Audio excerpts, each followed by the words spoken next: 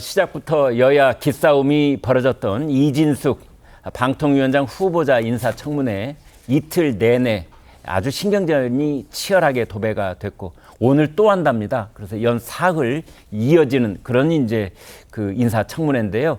후보자 자질을 검증한다는 청문회 취지에 무색하게 최민희 과방위원장 대 이진숙 방통위원장 후보자의 설전이 계속됐습니다.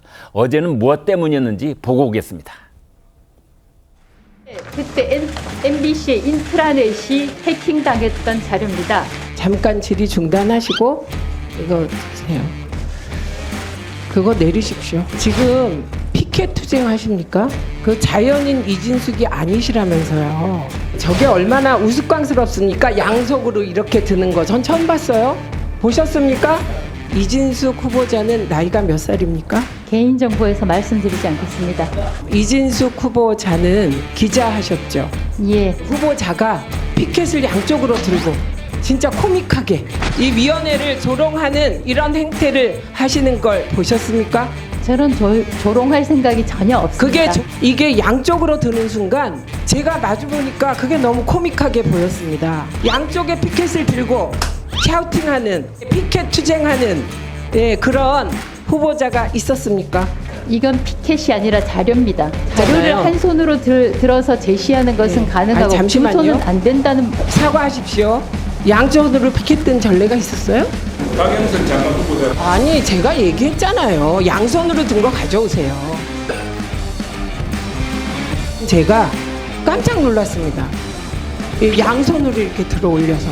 위원장님 본인이 불쾌하니까 사과해라 라는 말씀입니까? 네, 절에서 신문 제목에 코미디다 이제 이런 말이 나오는 겁니다. 아무튼 저 영상은 이제 어제 있었던 일인데요.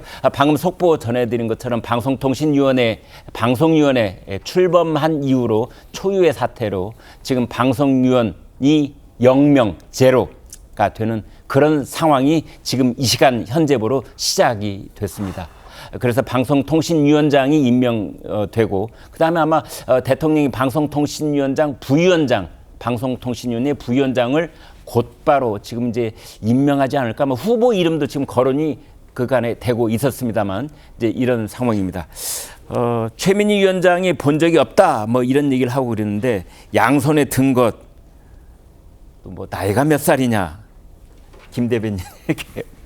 정말 청문회에서 저런 광경 보리라고는 좀 상상도 못했어요. 지금 최민희 위원장이 나이가 좀 더 많으셨던 건가요? 한 살 많다는 거로 돼 있더라고요. 저게 진짜로 꼰대 정당이 이제 돼가는 것 같습니다. 민주당에서 민주를 잃기 시작하고 이제 꼰대 정당. 나이 물어보면 꼰대라 그러거든요. 지금. 근데 저기서 너 나이 몇 살이야라고 물어본 거는 이제 민주당이 진짜로 나이를 몰라서 물어보는 건 아니겠죠? 알겠죠. 네. 네이버만 쳐 나오는데요. 네. 근데 이제 저거는 이제 진짜로 좀 인사청문회의 수준 격을 굉장히 떨어뜨린다라고 보여지고요. 네. 그리고 인사청문회 제도가 정말로 민주당처럼 이렇게 일방적으로 진행할 거라 그러면 과연 이게 필요한 제도인가까지 의심이 듭니다. 네.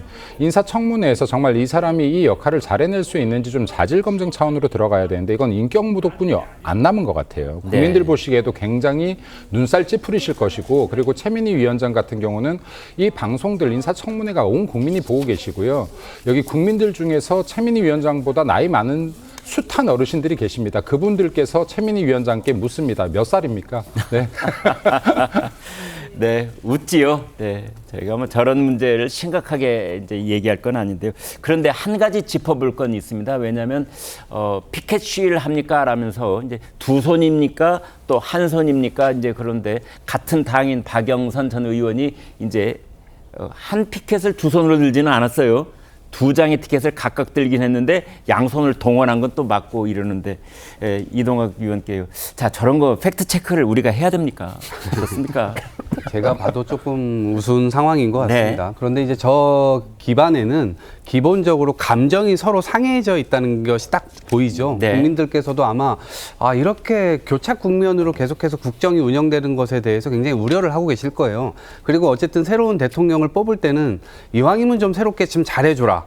이런 인식을 가지고 투표를 했을 텐데 방통위가 지금 계속해서 일방적으로 2인으로 가고 있거든요. 그러니까 5인 합의제 기구임에도 불구하고 이것을 2인으로 일방적으로 계속 독주를 하고 있는 그런 상황이에요. 그리고 그러다 보니까 지금 윤석열 정부 들어와서 문정부 때 세계 언론 자유지수라고 하는 게 지금 43위에서 62위까지 떨어졌거든요. 이거는 공이 그냥 통계적으로 보수 정부가 들어오면 언론 장악이나 뭐 아니면 편성 관여하고 그다음에 인사 관여하고 이래가면서 사실상 상대적으로 훨씬 더 그런 그립감을 방송에는 세게 가져가고 있는 것이 결국에 이런 영향을 미쳐서 이렇게 되는 것 아닌가라는 전 생각인데 뭐 상대적으로는 더 강하다는 표현을 했습니다만 어찌 됐건 간에 이거는 감정적으로 계속 저렇게 대립할 문제는 아니고요. 차제에 이건 근본적으로 여든 야든 누가 되든 자꾸 자기의 실권을 활용해가지고 뭔가를 장악하려고 하는 그런 흐름들이 계속 있단 말입니다. 그러니까 그 여지를 좀 없앨 수 있는 방안에 대한 고민이 좀 근본적으로 필요하지 않나. 안 그러면 계속해서 이런 장면은 국민들께서 피로하게 보실 것 같다. 이런 말씀 드립니다. 네, 우리나라 방송통신위원법을 보면은요, 방송통신위원회는 위원이 5명이고 그중에서 대통령이 2명을 지명을 하고요. 그다음에 나머지 3명 중에 1명을 여당 그리고 2명을 야당 이렇게 하도록 되어 있습니다. 그래서 대통령과 여당을 합하면 3명을 집권 여당이 지명을 하고 이제 야권에서 2명. 그래서 그 입법 취지는 정권이 바뀌면 새로운 국정 운영을 담당하는 쪽에서 3명 3대2로 방송통신위원회를 주도권을 가지고 운영하도록 그렇게 취지는 돼 있습니다만 그게 언제부턴가 이게 이제 삐끄러지기 시작하면서 이게 악순환의 고리가 지금 굴러가고 있는 상황이다. 이렇게 정리를 해볼 수가 있겠습니다.